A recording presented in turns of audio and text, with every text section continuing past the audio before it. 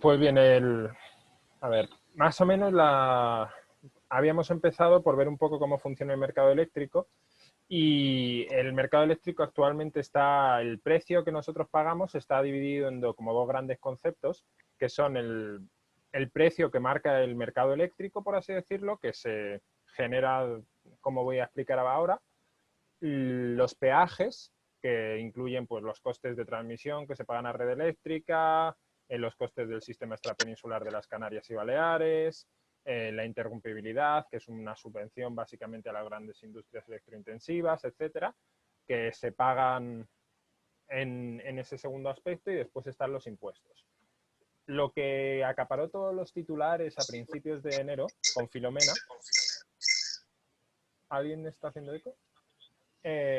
Lo que acaparó todos los titulares con Filomena fue el mercado eléctrico, el pool, lo que se llama el pool, que es donde pues las distintas centrales eléctricas dicen, pues yo vendo 10 megavatios a 10 euros y yo lo hago a 50 y yo lo hago a 70. Y cuando cuando las ofertas llegan a la demanda que Red Eléctrica estima, que sería esta curva roja de aquí que veis, que primero es como discontinua y después es continua, pues entonces cuando llega ahí, la última central que ha entrado es la que marca el precio para todas. De tal manera que si tú habías ofrecido 10 megavatios a 5 euros el megavatio, pues de repente tú vas a cobrar los 70 euros que ofreció el del gas, que es el ciclo combinado, lo que pone aquí como CCGT. Eso es básicamente cómo funciona un mercado marginal, y esto que al principio puede parecer un poco contraintuitivo y dices, pero ¿por qué en vez de que todos cobren lo que han ofertado? Si tú me lo ofrecías por 5 euros, pues yo a ti te pago 5 euros, porque te voy a pagar 70. Pues esto se hace así porque los economistas fundamentalmente, hace muchos años, desde finales del 19, conceptualizaron que los mercados con unos bienes homogéneos como la electricidad, el pan, el trigo, funcionan de esta manera, es decir, pues todos van a una especie de subasta en la que ellos estarían dispuestos a vender a menos, pero el último en entrar es el que marca el precio siempre.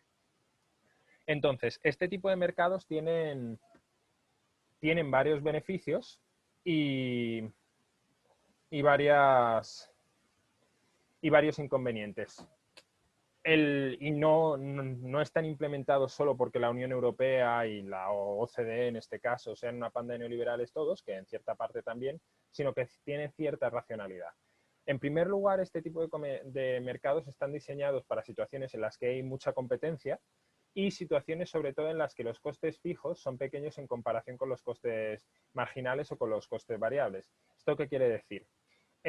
Cuando se implantó esto en España, por ejemplo, en el año 97, pues el mix eléctrico consistía fundamentalmente de centrales hidroeléctricas, centrales nucleares, carbón y centrales de gas, porque no había renovables. Y en toda la Unión Europea la situación era muy similar. El carbón y el gas eran lo que predominaban, en muchos casos el carbón era lo que predominaba, y después aparte está la nuclear y la hidroeléctrica.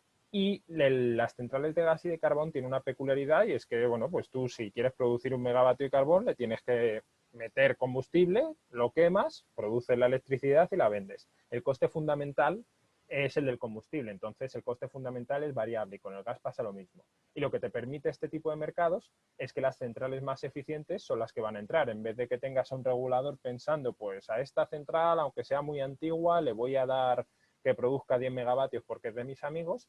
Pues aquí entran las centrales más eficientes y las menos eficientes se quedan sin entrar y se quedan sin producir y sin tener beneficios.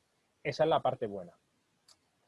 El, este tipo de mercados además tienen un par de ventajas, que es, como decíamos, minimizan el coste de producir electricidad, porque solo las centrales más eficientes entran, y descubren el coste real de producirla, porque como todas las centrales tienen un incentivo para ofrecer su electricidad al precio real que les cuesta producirla, porque si yo la produzco a 5 euros, pues si yo entro en el mercado, yo sé que si alguien ofrece más y entran, yo voy a cobrar los 50 euros del final de la subasta. Entonces me compensa hacer mi oferta a 5, entrar en el mercado y cobrar lo que salga. Y, y no me interesa ofertar más. Entonces, al final tienes una curva de los costes reales de las centrales, en teoría. El problema es que este tipo de mercados están pensados para, como decíamos al principio, situaciones con competencia y situaciones en las que los costes fijos son pequeños en comparación con los variables. Y este no es el caso del mercado eléctrico. En el título de la charla ya habéis visto que el mercado eléctrico, sobre todo hasta ahora, ha sido muy oligopólico y seguro que el término del oligopolio lo habéis oído muchas veces. Y el problema que tenemos en España es que las hidroeléctricas, las nucleares, el carbón y el gas pertenecen todas a de 3 a 5 compañías: Iberdrola, Gas Natural, Endesa, EDP, que antes era Viesgo, y otra más. Y entonces, pues básicamente, pues hay veces que la nuclear, ya sabéis que estas cosas pasan en la vida, que todas las nucleares tienen que ser reparadas a la vez, porque son coincidencias de la vida y entonces se caen todas del mix y de repente entra una central de gas muy cara y las hidroeléctricas se llevan una pasta, por poner un ejemplo, porque ha subido mucho el precio del pool. Es una cosa sobre la que ha habido varias investigaciones de competencia y que creo que en alguna vez se ha medio condenado a las eléctricas. Y esto es una cosa que pasa con oligopolios y que hace que este sistema no funcione tan bien como debería funcionar. Y el otro es que una cosa que vamos a ver ahora, que como veis aquí, pues el agua es prácticamente gratis, los costes variables de las hidroeléctricas son muy bajos y todo lo que los diferencia del precio de las centrales de gas, pues se lo llevan limpio. Entonces se están llevando básicamente una pasta que se denomina beneficios caídos del cielo, igual que la nuclear, que, que, que no deberían llevarse, por así decirlo, y que al fin de cuentas pagamos los consumidores. Entonces vamos a revisar un poco las distintas centrales y vamos a ver un poco primero por qué es una buena idea el mercado marginal, y es especialmente bueno de cara a la transición ecológica porque el gas contamina más o menos la mitad que el carbón, y entonces cuando tú pones un impuesto al CO2 como el que existe en la Unión Europea, el, carbón, las centrales de carbón, que son en este caso el lignito y la antracita, pagan más o menos el doble por cada megavatio que producen que el gas natural. Entonces, cuando tienes un impuesto muy alto, el gas acaba siendo más barato que el carbón, que es lo que pasó sobre todo a partir de 2019. Pues el precio del CO2 subió como a 25 euros por tonelada de CO2 y hubo una bajada de las emisiones muy importante en toda Europa. En España fue del 6% de todas las emisiones de España, en buena parte porque el carbón se apagó y las centrales de gas se encendieron. Esto nos permite hacer una cosa que todos queremos aquí, que es hacer que el carbón se vaya del mix eléctrico muy fácilmente sin tener que darles un duro. Por ejemplo, en Alemania les van a dar una pasta hasta 2038 porque están diciendo, pues os vamos a pagar dinero para que quitéis vuestras centrales y las apaguéis. Y aquí nosotros lo único que tenemos que hacer es dejar que el gas sea más barato que el carbón, y las empresas ya están cerrando las centrales de carbón por sí solas. De hecho, quedan un par nada más y se cerrarán antes de 2025 porque sencillamente no es rentable.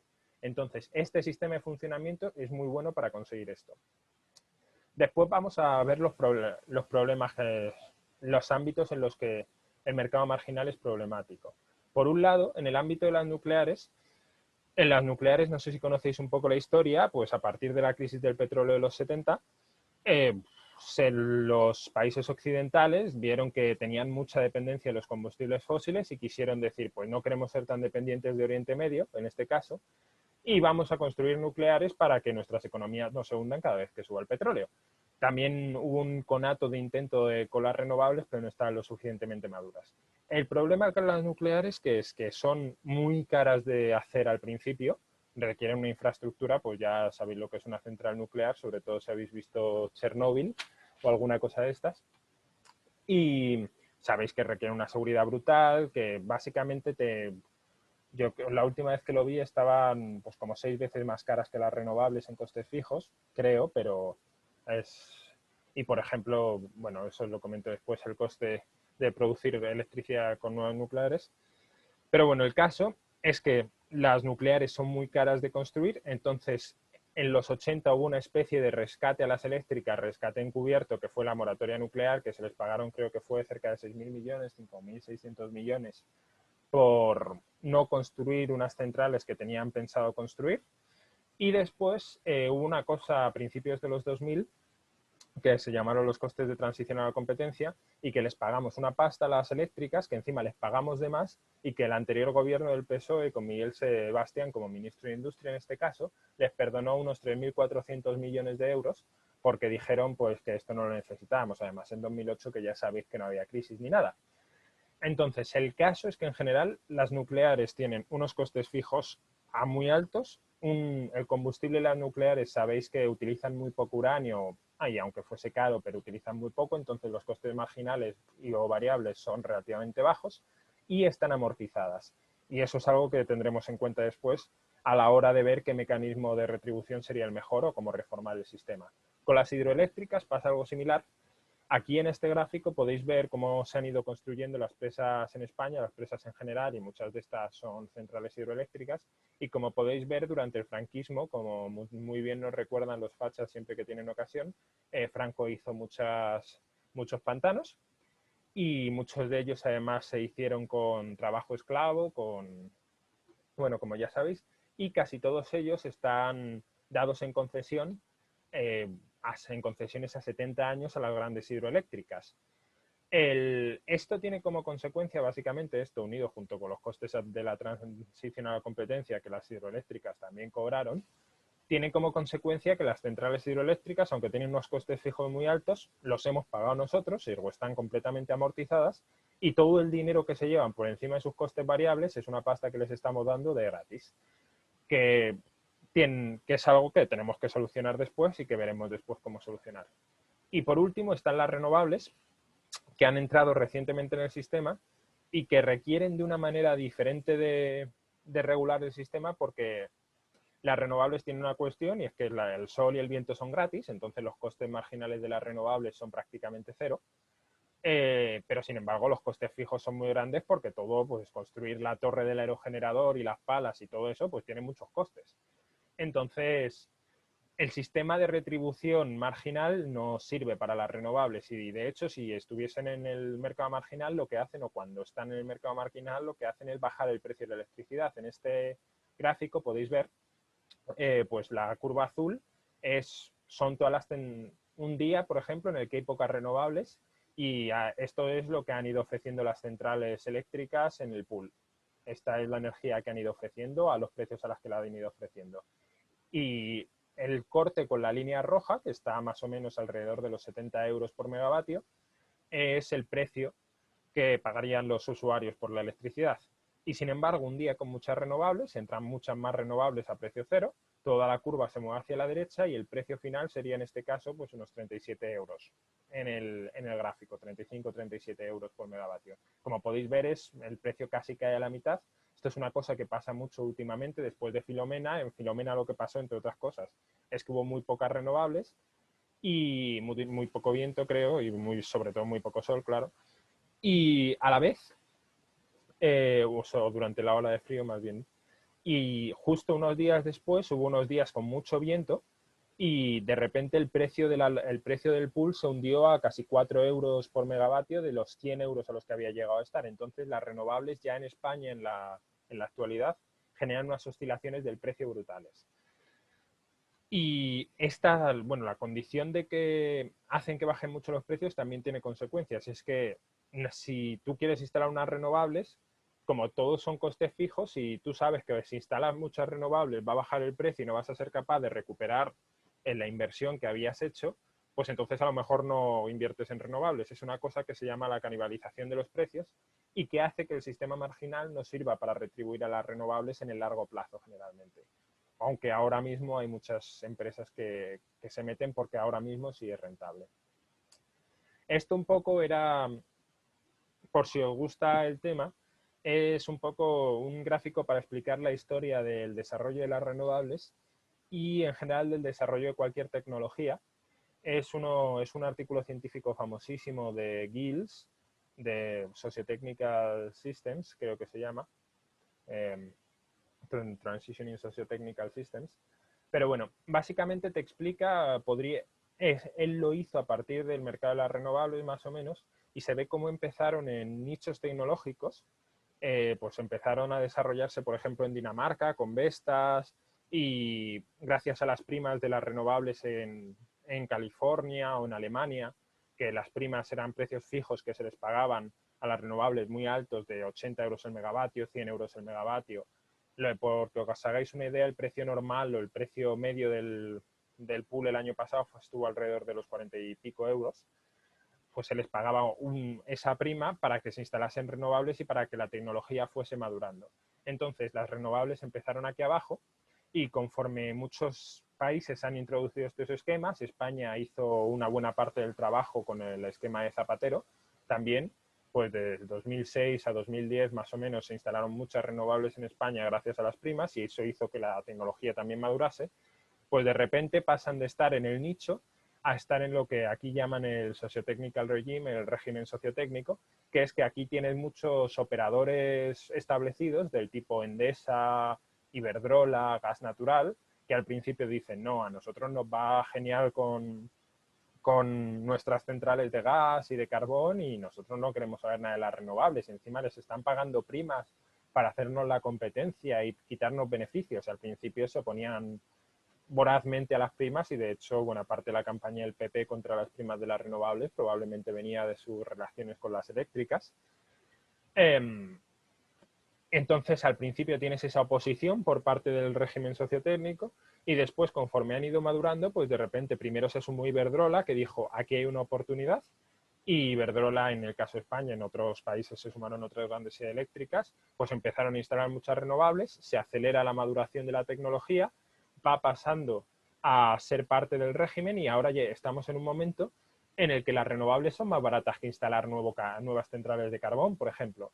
Entonces ahora todo el mundo quiere instalar renovables y Endesa, Gas Natural y todas las, pues Capital Energy, que ha sido la que ha ganado la última subasta, como os podrá comentar Iván mucho mejor que yo, y muchas empresas, en la subasta en sí hasta 30, pero a nivel global hay muchísimas empresas, incluso las petroleras como British Petroleum, Shell, se están apuntando a las renovables porque ven que es rentable y que van a ganar dinero con ello. Entonces, la tecnología ha llegado al punto en el que es capaz de sustituir a las tecnologías anteriores y de generar también un paisaje diferente, porque de un paisaje pues en el que tú tenías el mercado muy concentrado, como veíamos antes, en grandes eléctricas que tenían, pues por razones históricas, las centrales de gas o las centrales de carbón porque eran anteriores empresas estatales, por ejemplo, o las centrales hidroeléctricas, pero todo centrales con unas barreras de entrada muy grandes, pues de repente puedes tener un mercado con mucha más competencia. Entonces, esto es lo que nos permite explicar más o menos esta imagen y os la pongo también porque esta imagen no solo la podéis utilizar para entender cómo funcionan las renovables, sino si queréis entender cómo se va a introducir el coche eléctrico, cómo se está introduciendo, podéis utilizar este mismo proceso. Pasa de ser un nicho en el que tiene muchas subvenciones a que en 2023 más o menos alcanzará la paridad con los motores diésel y los motores de combustión en general, no requerirá subvenciones y de repente todos los actores que al principio, pues como BMW, Audi, todas las empresas alemanas, por ejemplo, estaban muy a favor de los motores de combustión porque es lo que hacen históricamente mejor, pues ya han estado combatiendo las subvenciones al eléctrico y diciendo no, que no queremos eso, pues de repente todas se van a sumar a los coches eléctricos y vas a tener un nuevo paisaje que en este caso no va a cambiar tanto porque vas a seguir necesitando unas fábricas brutales, pero vas a cambiar la industria del automóvil. Esto puede pasar con el hidrógeno y pasa con muchas revoluciones tecnológicas. Así que si queréis, esta imagen la podéis utilizar para entender muchos procesos tecnológicos más allá del propio sector eléctrico. Y bueno, ahora por hacer un pequeño resumen, y ya voy más o menos terminando, de todo, de cómo debería estar regulado y qué reformas habría que hacer. Como hemos visto, el carbón y el gas tienen unos costes fijos bajos, unos costes variables altos, y el mejor sistema para regularlos es el mercado marginal, porque nos permite seleccionar a las centrales más eficientes y sobre todo echar al carbón, que es lo más contaminante. Así que el mercado marginal ahí bien. Después, la nuclear tiene unos costes fijos altos y sobre todo amortizados con nuestras subvenciones, unos costes variables muy bajos.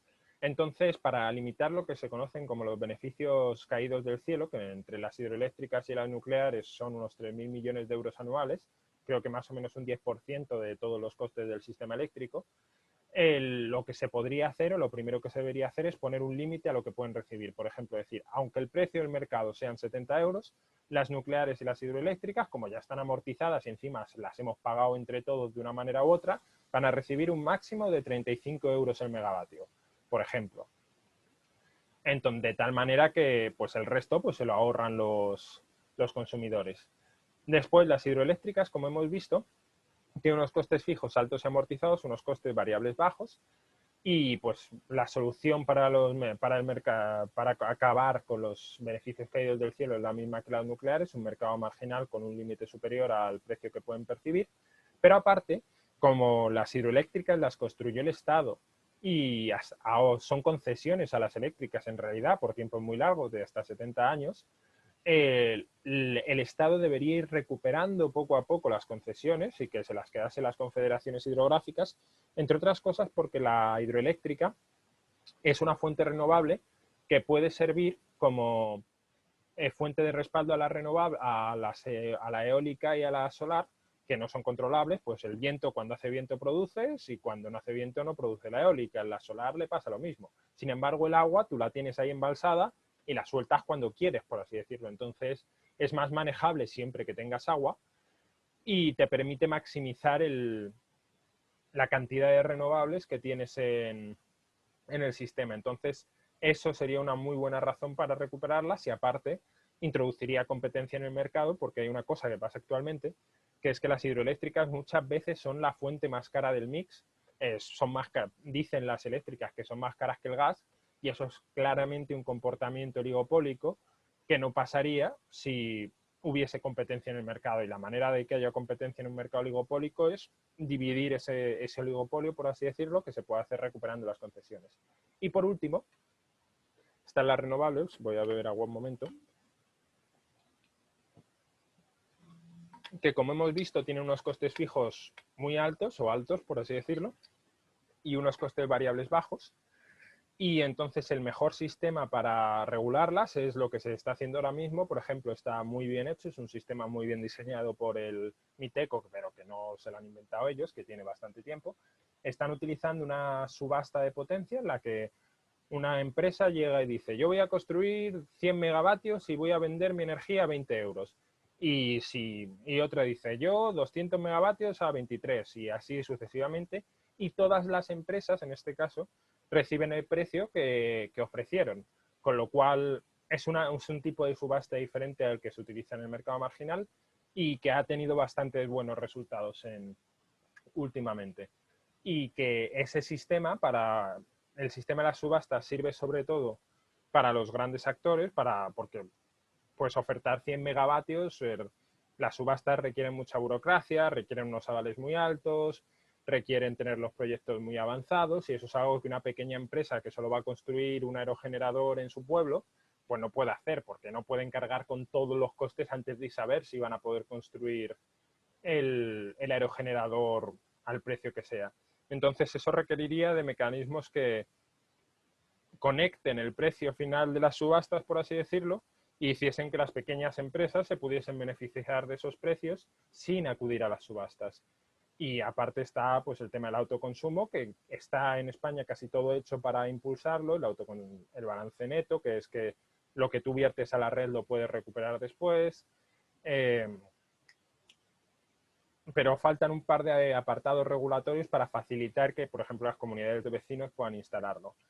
Esos son un poco las reformas, grosso modo, que había que hacer en el mercado eléctrico para que fuese mucho más competitivo y que, como vamos a ver, harán que baje muchísimo el precio.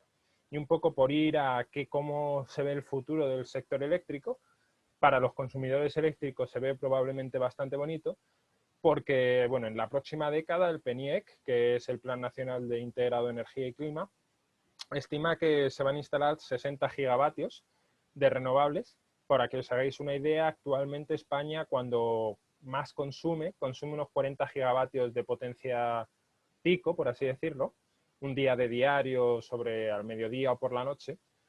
Entonces se va a instalar una cantidad brutal de renovables, básicamente, unos 6 gigas al año, y como hemos visto, las renovables abaratan el precio de la luz, así que la luz va a ser más barata. Y para que podamos tener un mix 100% renovables, eh, vamos a, vamos a necesitar almacenamiento, que se puede hacer fundamentalmente de 3 maneras, o de 4, de hecho. Se puede hacer con hidroeléctricas de bombeo, que es que tú tienes 2 presas y coges el agua de la presa que está abajo, la subes a la presa que está arriba cuando hay mucha electricidad de renovables y es muy barata, y sueltas el agua de la presa que está arriba cuando la electricidad es cara. Y así generas, es una manera de almacenar la electricidad básicamente. Después se puede almacenar con baterías, como en la segunda imagen, y se puede almacenar, aunque con esto hay que tener cuidado siempre, a través de hidrógeno, que el problema que tiene es que pues, tiene muchas pérdidas, por así decirlo, es relativamente ineficiente, sobre todo comparado con el bombeo, creo, pero puede que sea un pelín más eficiente. Y hay una cuarta manera, que es en las termoeléctricas. Tú puedes almacenar el calor que se produce, por así decirlo, en unas sales que acumulen el calor y que lo suelten cuando tú quieras y produzcas energía como una central eléctrica normal. Este es más o menos por donde va a tirar el futuro del sistema. Nos quedan unos 10 minutos en este enlace, porque es el problema que tienen los enlaces de Zoom Tuner Pro. Si se termina, podéis volver a dar al enlace y volvemos a entrar todos y vuelve a funcionar. Y con esto más o menos era lo fundamental que quería decir. No hemos tratado el tema de impuestos ni nada, pero se puede tratar si queréis en las preguntas. Y bueno, pues espero que os haya sido útil y os haya gustado la explicación. Creo que no me he pasado demasiado de tiempo y todo vuestro.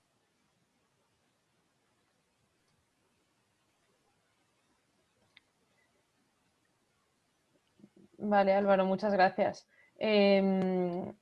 Yo sí que te quería preguntar, me lanzo la primera, que normalmente suele dar un poco de vergüenza ser el primero, sobre el tema de los impuestos, porque cuando pasó todo lo de Filomena, yo leía de todo, o sea, se proponía una bajada de impuestos por un lado, por otro lado se proponía que se nacionalizase alguna eléctrica, o sea, cuéntanos también un poco ese debate, a lo mejor cómo podría afectar en ese mercado marginal o si es una alternativa, o sea, ¿cómo encajaría eso?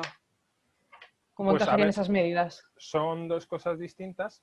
Por un lado, la nacionalización, más allá de lo que he comentado de las hidroeléctricas, de recuperar las concesiones, que es en realidad recuperar lo que es nuestro, yo no lo haría más que nada porque ¿quién leches querría tener una central de carbón ahora que se van a cerrar? Comprar Endesa, por ejemplo, supondría comprar varias centrales de carbón en las que vas a perder dinero. Entonces no sería una buena solución en el largo plazo. Otra cosa es que fuese una mala idea privatizarlas, pero desde luego volver a nacionalizarlas ahora no es una buena idea. Y el tema de los impuestos es más complicado porque, claro, muchas veces se menciona como, pues tienen un 21% de IVA, lo bajamos al 4% y baja un 17% la factura de la electricidad. Eso, aparte del problema de la reducción de ingresos del Estado, tiene otro problema, y es que si tú tienes un mercado oligopólico como el que he dicho al principio, en el que las eléctricas pueden hacer trampas, tú bajas el IVA y a lo mejor lo que pasa es que las eléctricas empiezan a ofertar la electricidad más cara y se llevan todo lo que tú habías rebajado de impuestos. Y entonces haces un pan como dos hostias en el que le subvencionas a las eléctricas aún más sus beneficios. Entonces es mucho mejor atacar a los problemas del oligopolio eléctrico que bajar los impuestos. Y aparte, si esto era algo que comentábamos en el grupo en su día, si tú quieres conseguir que todo el mundo pueda acceder a la electricidad, no se trata de incentivar que la gente, de hacer que la electricidad sea barata y que se incentive que la gente pueda consumir, sino de que la gente tenga los ingresos necesarios a través de rentas mínimas para que después puedan pagar la factura de la electricidad, el alquiler, el agua y los suministros mínimos, que es, por ejemplo, lo que se hace en Alemania o en los países nórdicos. En Alemania el Hartz IV funciona que la administración te calcula, pues tú necesitas unos 400 euros para alquiler, 200 euros para lo que allí se llama Kaltmiete, que es agua, electricidad, calefacción, etcétera. Y unos 300 euros para la alimentación. Entonces la prestación se te queda en 900 euros. Aquí la tienes, toma, pumba.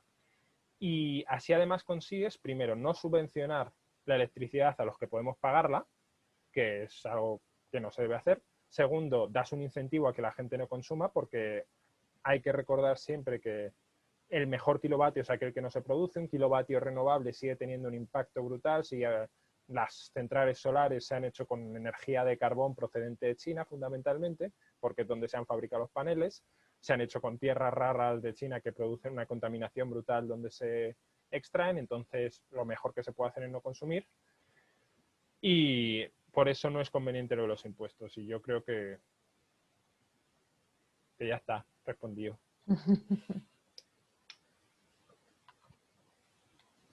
¿Los demás tenéis alguna pregunta? Sí, yo la diapositiva de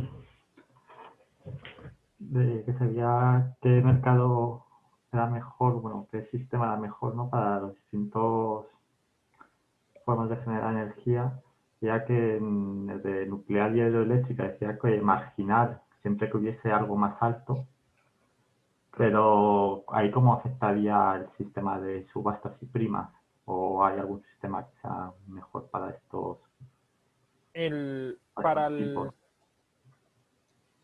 Como funciona actualmente es que las hidroeléctricas, suponiendo que ofreciesen al precio real y no al precio que les da la gana, dirían, yo os ofrezco electricidad a 20 euros y la central de gas que cobra 70 euros es lo que marca el precio para todas. La reforma que habría que hacer es básicamente decir, aunque el precio del mercado sean esos 70 euros de la central de gas, vosotros solo vais a llevar 30 porque el resto es un regalo que os estamos dando y que no tenemos por qué regalarlos, y el resto lo dedicamos a bajar el precio de la luz. Esa sería la reforma que habría que hacer ahí, aparte de recuperar las concesiones hidroeléctricas. ¿Te sirve la respuesta más o menos? Sí. Lo que no me queda claro es si esto es subastas y primas, o sea, si se graduarían por el mismo sistema que las renovables, o No, estaríamos hablando ya de un sistema distinto para cada tipo. es sí, no, no, básicamente no. No es una subasta porque sería el Estado diciendo, pues dentro de la ley del sector eléctrico vamos a fijar que el precio máximo que reciben las nucleares y las eléctricas y las hidroeléctricas son 35 euros y el resto se lo llevan los consumidores. Pero por el resto seguirían estando dentro del sistema marginal, es decir, que las hidroeléctricas pues ofertarían a 10 euros y entrarían, y si hay muchas renovables ese día y se corta en 5, pues la hidroeléctrica no entraría y no produciría. Seguirían manejándose o seguiría viéndose quién entra en el mercado por el mercado marginal, pero tendrían un límite al precio que cobran. ¿Ahora mejor? Sí.